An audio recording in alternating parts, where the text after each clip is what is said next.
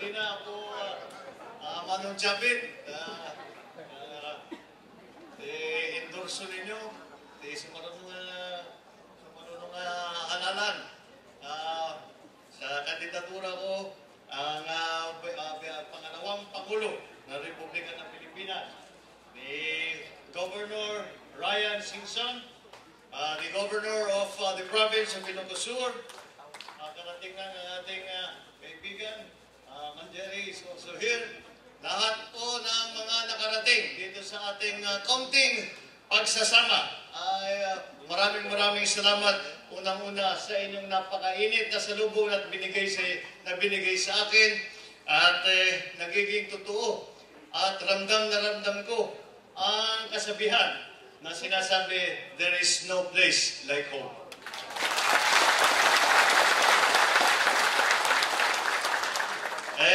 Buong araw dumating kami sa Lawag. I arrived from Manila kaninang maga at sinabi ko, kasama ko si Senator Miriam Santiago at kami ay nagsimula ng official campaign period para sa aming mga national na kandidato. At para sa isang Marcos, at parang ay kailangan talaga, ay lagi naman para humingi ng permiso, para hingin ang inyong blessing, ay dapat laging magsisimula dito sa Ilocos, dito sa ating mga kasama na dati pang kasama, ating mga mahal sa buhay, ating mga kamag-anak, ating mga kaibigan.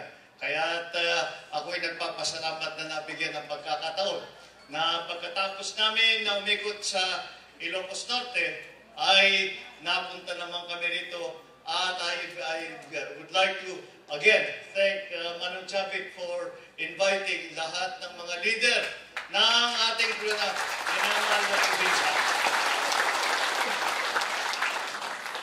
Ang sa aking palagay ay talagang kailangan na kailangan. Dahil maalala rin, tayo dito sa Ilocos ay kilala tayo, may tinatawag na Solid North. Ngunit mula noong 1986 ay sa national ay wala na tayong hindi na naramdaman ang Solid North. Bakit? Wala tayong kandidato na sa national election. Meron tayong mga kandidato na sinasabi na sila daw ay galing dito, ngunit sila ay matagal nang nasa Manila at hindi na natagal dito sa atin. Kaya hindi naramdaman ang Solid North na binuo ng aking ama. Ngunit sa nakaraang halalan na national election ng 2010 ay naparamdam ulit natin sa taong bayan, sa buong Pilipinas, na nabuhay ulit ang Solid North. Ngayon, 2016 ay palagay ko kung anuman ang naging Solid North ng 2010, papakita natin hindi lamang sa Norte, kung hindi sa buong Pilipinas na meron pa rin solid Ilocano vote. Ang aking pag-iikot at sa palagay ko nakakatuwa naman na makita dahil sa mga nakikita natin mga survey, sa mga nakikita natin mga reaction ng tao mula nung sinimulang umikot, ay kitang-kita naman na mukhang tanggap naman ako sa ang aking mensahe, tanggap naman ng taong bayan. At ano yung aking mensahe? Ako'y nakikipag-usap at nagsasalita sa harap ng mga leader, kagaya ninyo, galing sa iba't ibang lugar. Ay lagi kong binabanggit, sinasabi ko, hindi ko makita at hindi ko maunawaan kung bakit kapag umiikot tayo at nakikiusap tayo sa taong bayan, nakikiusap pa rin tayo sa ating mga kababayan at tinatanong natin, ano sa palagay ninyo ang dapat pang gawin? Ano sa palagay pa ninyo ang kulang ng pamahalaan? Ay kitang-kita naman natin, ang mga sinasabi ay pareho pa rin. Ganun pa rin kagaya ng naririnig natin ilang taon na. Anong pinapag-usapan? Walang trabaho, maraming mahirap, masyadong yung agrikultura natin naghihirap. kulang ang eskwelahan, kulang ang ospital. Yung mga bagay-bagay na yan, ay parang mula nung nagsimula ako bilang national official, elected official, parang gano'n na rin ang naririnig ko. Sabi ko, hindi ko naman, bakit hindi hanggang ngayon ay hindi natin mabigyan ng solusyon.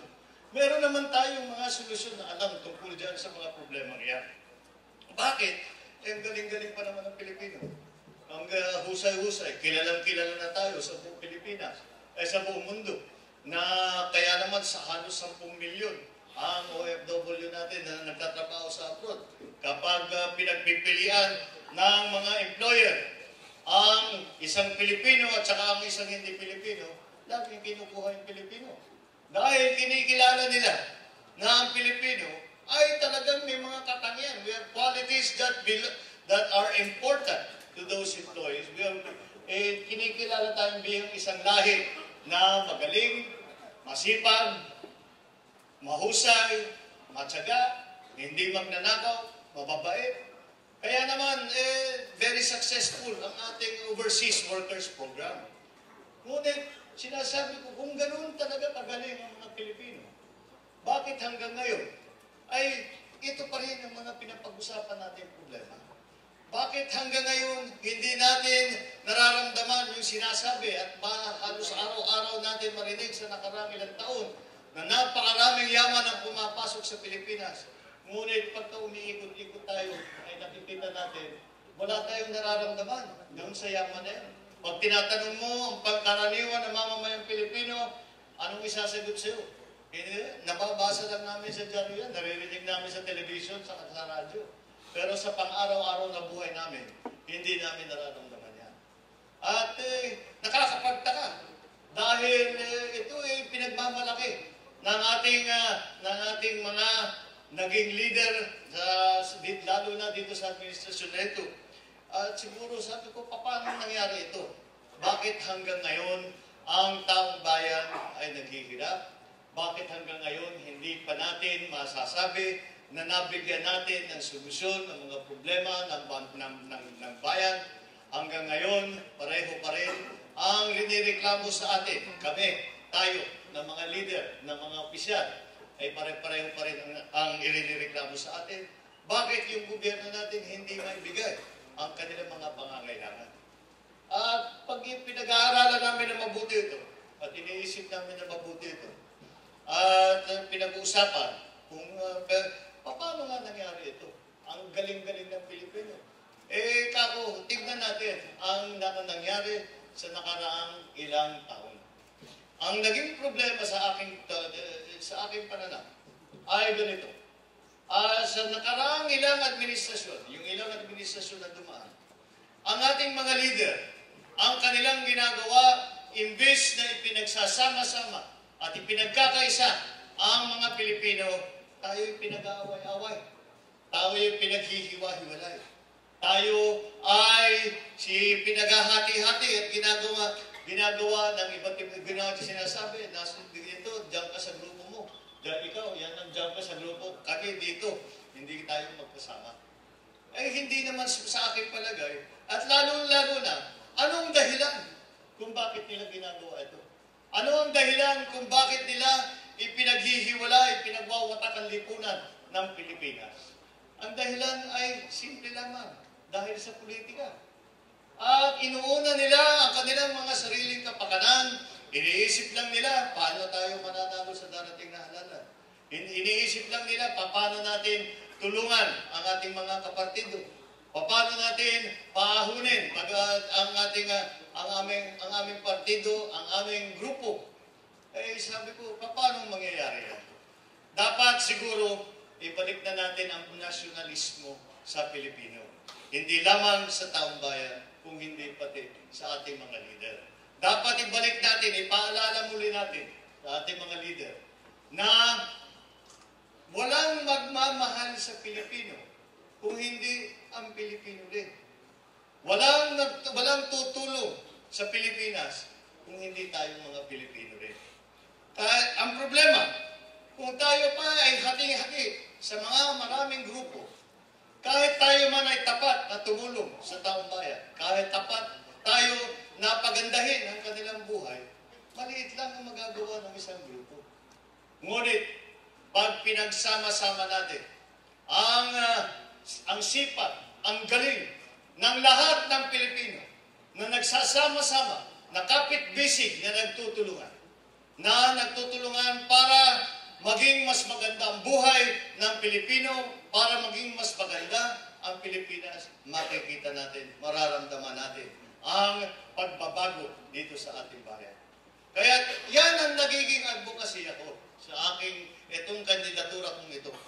Ay sinasabi ko, itong napuntahan natin na tayo ay napunta dito sa ganitong klaseng pag-iisip. At nakita naman natin ang resulta, kundi kahirapan lamang at walang pagbabago, walang pagpaganda, wala tayong masasabing na naitulong sa taong bayan. Kailangan na natin siguro balikan ang dati nating pag-iisip. Ang pag-iisip na ang Pilipino ay dapat ipagkaisa at sabay-sabay na nagtutulungan, kapit-bisig na tumutulong sa ating mga kababayan. Kailangan siguro natin na ibalik, hindi lamang sa pag-iisip ng taong bayan, kung hindi pati sa mga leader na kailangan, hindi kaya ayusin ang mga problemang hinaharap ng Pilipinas, hindi kayang ayusin ng isang tao, hindi kayang ayusin ng isang ahensya ng gobyerno, hindi kayang ayusin ng isang partido, ay kailangan natin lahat ng Pilipino ay nagsasama-sama. Kahit naman ay tayo Ilocano, tayo Tagalog, tayo Bicolano, Bisaya, kahit saan man tayo nanggaling, na ipinagmamalaki natin, kailangan maalala natin, tayo ay Pilipino. At yung pagka-Pilipino ay kailangan natin na pagsama-sama ulit upang masasabi natin yung dati nating isinisigaw na tayo ay isang bansa, may isang diwa at may isang gawa. Kailangan natin balikan ang pag-iisip na tayo, mga Pilipino, ang tutulong sa ating mga sarili. Na huwag tayong papayag na alang-alang lamang sa pamumulitika ng ilang mga leader ay sinisira at winawasak ang ating lipunan. Sinisira ang samahan ng mga Pilipino. Ang Pilipino naman ay mababait. Hindi naman natural sa atin na pagka may nakita kang kapwa Pilipino, sasabihin mo, ay hindi tayo magkasama, hindi tayo magkaibigan. Pagka nakita ang dalawang Pilipino, kahit saan man sa mundo, kabayan, kumusta ka? Anong kailangan mo? Anong may tutulong ko sa inyo? Yan ang bawat Pilipino. Ngunit hinihiwa-hiwalay nga tayo ng ating mga leader na nakaraan. Palitan na po natin yan. Balik natin sa dating pag-iisip. At pagka natin nagawa na, kaya yan ang nagiging advokasya mo. At sinasabi kailangan dito sa kampanyang ito, dito sa darating na halalan nito, ay simulan natin ang kilusan ng pagkakaisa ng sambayan ng Pilipino. Ito ang tanging paraan na nakikita ko para maramdaman ulit ng mamamayang Pilipino ang pagbabago, ang mararamdaman ulit ang pagka-progresibo. Maibalik na naman sa atin, hindi lamang dito sa Pilipinas, kundi sa buong mundo, na ipagmamalaki natin na ako ay Pilipino, taas noo kahit na kanino. Yan ang dapat nating balikan na pag-iisip. Kapag yan ang ating nagawa, makikita po natin, mararamdaman po natin, marami tayong solusyon sa mga problema. Pag pinag-usapan ang mga presyo ng bilihin, masyadong mataas, alam natin kung paano gagawin yan, kung paano ayusin. Ba't ko sinasabi na alam natin? Sinasabi ko dahil nagawa na natin. Nasimulan na natin, nabigyan ng solusyon ng mga bagay na yan. Bakit walang trabaho? Bakit lahat ng ating mga nagiging graduate, maghahanap ng paraan, pumunta sa Dubai, pumunta kung saan, pumunta sa States, pumunta sa Europa. Ay siguro naman, kung ang infrastruktura ng Pilipinas ay ayusin ang ating pamahalaan, lalaki ang ekonomiya, dadami ang trabaho, baka sana naman, hindi na natin kailangan ipadala ang ating mga kababayan na nakahiwalay sa kanilang mga mahal sa buhay para magsakripisyo, para magkaroon lang ng hanap buhay, para masuportahan ang pamilya, para masuportahan ang kanilang mga anak, at mabigyan ng konting pag-asa para sa kinabukasan. Yan, sa palagay ko, pagka agrikultura, wala na tayong agrikultura daw dito sa Pilipinas. Palagay ko, may katotohanan din yan. Ngunit, nagawa na natin yan. May panahon na nakita natin napakatibay ng ating agrikultura. Balikan lang natin. Tignan natin kung anong nangyari noon, kung ano yung mga dapat natin ulitin, at kung ano ang mga pagbabago na pwede natin gawin para ang agrikultura natin ay maging mas matibay. At dahil sa ngayon, 70% ng mahirap sa Pilipinas ay nagsasaka. Hindi naman natin pwede basta't pabayaan yan. Dahil kailangan na nakakatiyak tayo na kaya natin pakainin ang sarili natin. So, yung mga bagay-bagay na yan, lahat yan ay kung pag-aaralan natin mabuti, at pagka nakita na pinag-aralan natin ang mga naging kasaysayan ng Pilipinas, makikita naman natin na may kakayahan tayo.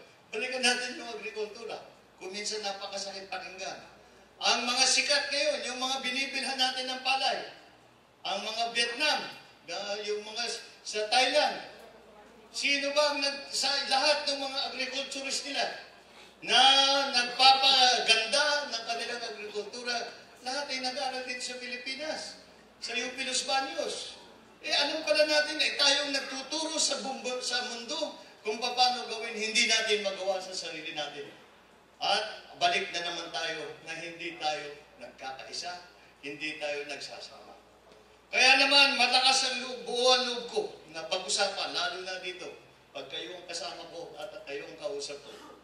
Dahil may sasabi ko, may isang bahagi, there is a part of the Philippines where the united front of Filipinos together can still be seen. Kung saan ramdam na ramdam pa ang pagkakaisa na nagtutulungan, na may mga leader na hindi pinag-aaway ang kanilang mga constituent. May lugar na nakikita tuloy pa rin ang pagkakaisa. At may pagmamalaki natin. Yan ay dito sa Norte. Kaya totoong-totoo ang tinatawag natin na Solid North. Kaya dito natin simulan yung aking itinatawag na kilusan para ipagsama ulit at ipagkaisa muli ang sambayan ng Pilipino. Ipagmalaki natin, sabihin natin, gawin natin halimbawa dito sa amin. Ay nakikita mo, tuloy pa rin ang pagkakaisa. Siguro, dito na natin masasabi na hindi winawatak ang ating lipunan. Hindi sinisira ang samahan. At yan ang magiging halimbawa. Yan ang magiging example para sa buong Pilipinas. At siguro, kapag itong halalan na ito, kung tayo naman ay pagbibigyan na makaupo bilang Vice Presidente pagkatapos ng halalan na Mayo, palagay ko, masasabi ko, ito yung unang hakbang lamang. At mula dyan, ay sisimula natin ipagpatuloy ang kilusan ng pagkakaisa na Pilipinas, na pagkakaisa ng mga Pilipino, na pinagbubuo-buo lahat ng Pilipino nang sa ganon. Masasabi natin na simulan na natin pagkakaisa ng Pilipino nang sa ganon, sisimula na natin na mabigyan ng solusyon ang mga problema. Nasabay-sabay tayong nagtutulungan. Nasabay-sabay tayong sinasantabi ang interes ng mga sarili, ang interes ng mga grupo, ng partido, ng politika, at inuuna ang kapakanan ng taong bayan. Dito natin simulan sa tulong ninyo, sa suporta ninyo. Itong hamon, ito ang hamon sa atin ng kinabukasan. This is the challenge of the future to us who claim to be the leaders of the country. This is the challenge not only of the future, this is the challenge of our children. For us to leave them a better place. For us to show them the way. For us to provide the leadership, to provide the vision, so that we know which way we are going and that we are going that way together. Diyan tayo magsimula. Diyan tayo. Yan ang ating layunin. Yan ang aking naging panindigan. Yan ang aking hangarin na makamtan dito sa Pilipinas. Sa tulong ninyo, hindi lamang dito sa halalan, sa tulong ninyo, sa suporta ninyo, masasabi natin, sinimulan natin na bigyan ang magandang kinabukasan ang Pilipinas. Thank you very much.